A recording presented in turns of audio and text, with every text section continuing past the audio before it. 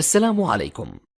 لا تنسوا الإعجاب بالفيديو والاشتراك في القناة تشجيعا لنا لنستمر بنشر المزيد إن شاء الله.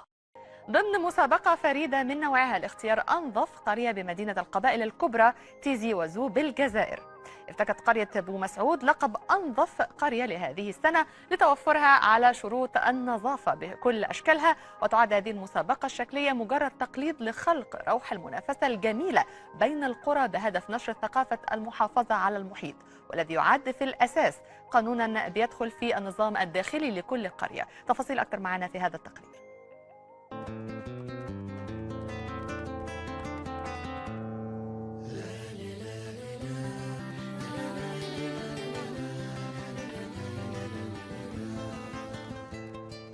مثل ما يعرف الكتاب من عنوانه، تعرف هذه القرية بمدخلها الذي يفتح الشهية للتوغل فيها أكثر.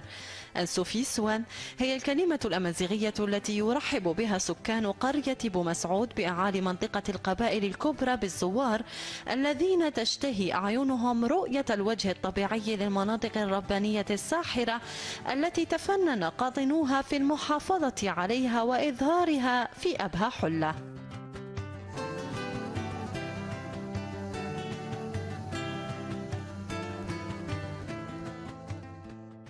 احنا كنا نخدموا هنا الدشرة تاعنا نخدموا لها على رواحنا، نهار نسبنا وجدنا الكونكور دخلنا الكونكور.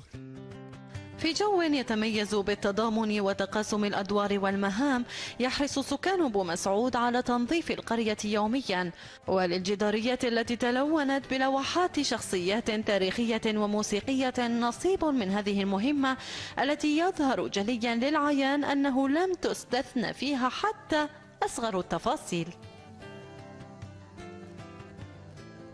العمل اللي قاموا به هو مشكورون، عمل جبار، مش أي واحد، مش سهل أي واحد يتوصل باش يدير عمل مثل هذا.